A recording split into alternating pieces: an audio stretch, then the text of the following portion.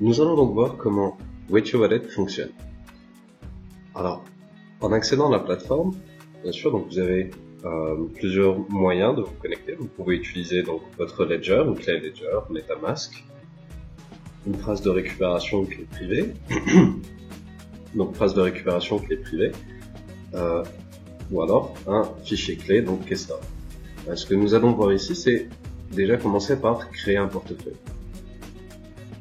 Alors, si vous voulez donc tester la plateforme, les différentes plateformes autour de Waitio, il faut absolument donc créer une wallet sur Waitio Wallet. C'est la chose la plus recommandée à faire, sachant que c'est donc un testnet, et donc pour éviter toute confusion, mieux vaut créer votre wallet directement à partir de Waitio Wallet.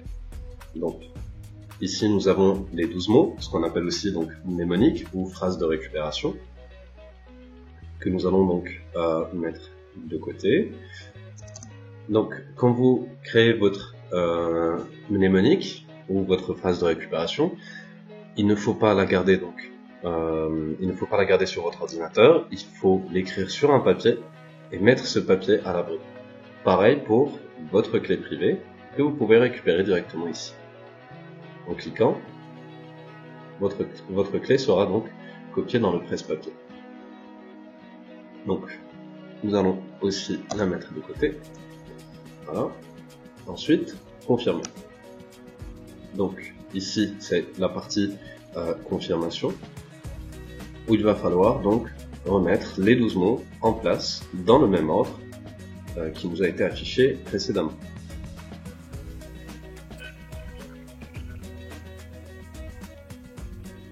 Une fois que vous avez donc renseigné les 12 mots, votre mnémonique, cliquez sur Vérifier. Très bien, nouveau portefeuille créé avec succès, accéder à mon wallet. Voilà, donc dans cet écran, vous avez plusieurs informations, donc déjà votre adresse qui est là, alors, cliquez ici pour la copier dans le presse-papier, puis vous avez votre phrase de récupération qui s'affiche, ainsi que des informations comme le volume, le prix du Zincoin et le market cap. Donc c'est la valeur en fait de tous les zines disponibles. Ensuite, dans cette partie, vous avez donc votre balance, qui est donc le montant de zines que vous avez sur cette adresse. Vu qu'elle est neuve, bien sûr, il n'y a rien pour l'instant. Ici, vous pouvez procéder à un envoi.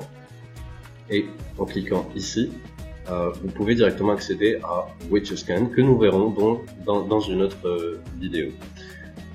Ensuite, vous avez la partie transactions. Donc ici, vous avez tout votre historique de transactions qui va s'afficher.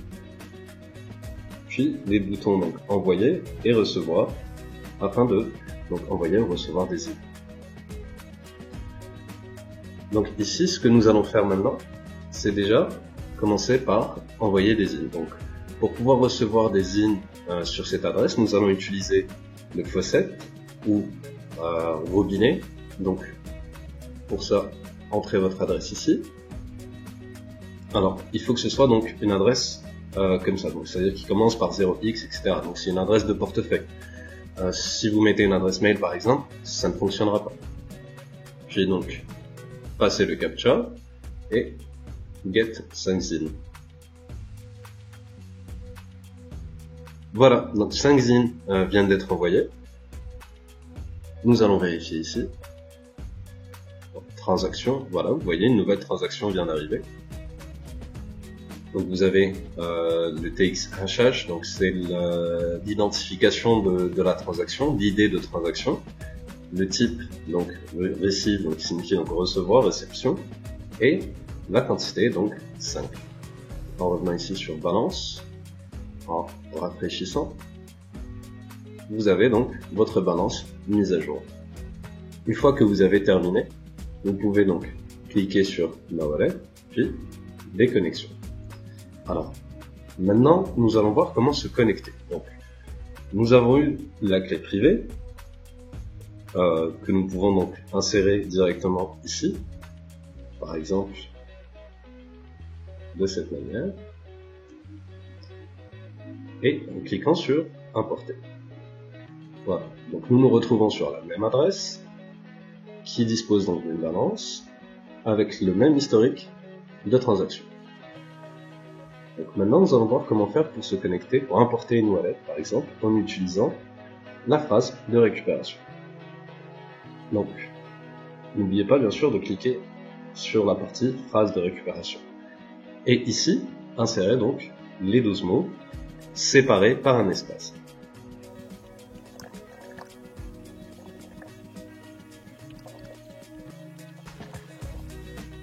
Donc voilà. Toujours donc un mot, un espace, un mot, un espace, et ainsi de suite jusqu'à ce que donc, vous ayez les 12 mots écrits. Donc une fois que c'est fait, cliquez sur importer. Et voilà, nous sommes donc maintenant connectés sur la wallet, et donc nous pouvons voir toujours la même balance et toujours la même transaction. Nous allons voir maintenant comment faire pour envoyer des emails. Donc, que vous utilisiez votre clé privée ou votre mnémonique, cela ne fait aucune différence. Le processus est le même dans tous les cas. Donc, de retour avec cette adresse, nous allons maintenant voir comment envoyer en cliquant donc sur le bouton envoyer. Donc ici, vous avez une liste token ou coin. Donc ici, nous allons choisir Zincoin. Adresse de portefeuille destinataire, donc qui va recevoir des zines que vous allez envoyer. Donc ici nous allons mettre l'adresse de notre portefeuille, donc nous allons nous envoyer en fait des zines. Donc ici, soit choisir le montant max, nous allons mettre donc 3 zines, puis envoyer. Alors avant de confirmer l'envoi, vous avez donc un récapitulatif de la transaction avec donc le montant. Ici 3 zines, 2, donc qui va émettre la transaction, donc ici c'est notre adresse, A, donc le destinataire, ici encore notre adresse. Et ici tout en bas donc des frais de transaction, combien va coûter l'envoi de 3 zines. Puis, une fois que vous assurez donc que l'adresse du destinataire est bien la bonne, cliquez sur confirmer.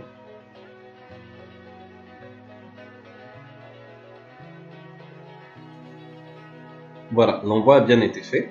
Donc ici, vous avez le hashage de la transaction, qui est donc l'identifiant de la transaction, qui va permettre donc de suivre la transaction et de la retrouver.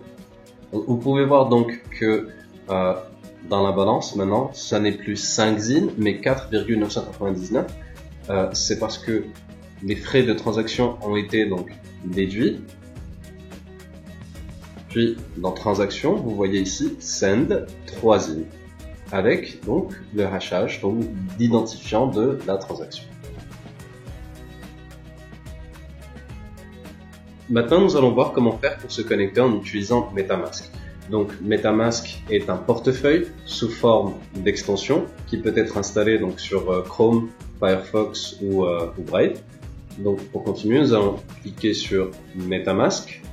Une fenêtre apparaîtra vous demandant d'autoriser la connexion de With Your Wallet à MetaMask. Donc, cliquez sur le bouton bleu. Et voilà. Donc, maintenant, nous sommes connectés sur MetaMask. Alors, pour continuer, nous allons donc prendre l'adresse, puis aller sur Zincoin Facette, remplir le CAPTCHA,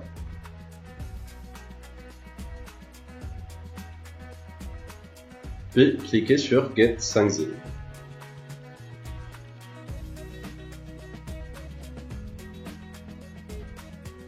Voilà. On remet ici pour bien vérifier. Attendre un petit peu.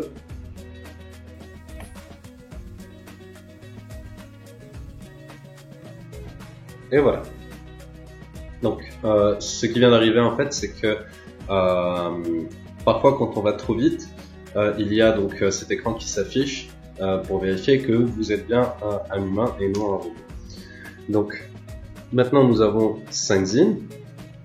La transaction est bien passée. Donc, ce que nous allons faire, c'est envoyer ces zines depuis MetaMask ou n'importe quelle autre méthode de connexion, c'est-à-dire que ça marche aussi si vous importez par exemple une clé privée ou si vous importez votre mnémonique.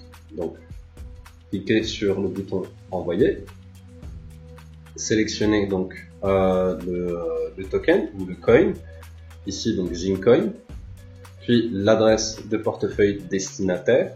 Donc ici nous allons coller notre propre adresse, donc on va s'envoyer en fait un Zin. Puis cliquez sur envoyer. Ici donc c'est un récapitulatif, donc le montant un Zin de cette adresse qui est donc la nôtre vers notre adresse aussi, et ici donc les frais de transaction. Voilà, une notification apparaît de MetaMask avec encore une fois donc le récapitulatif et confirme.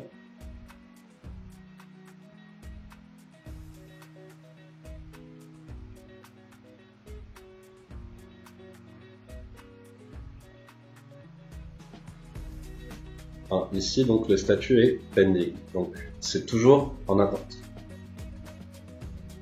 Et voilà, la transaction a bien été envoyée.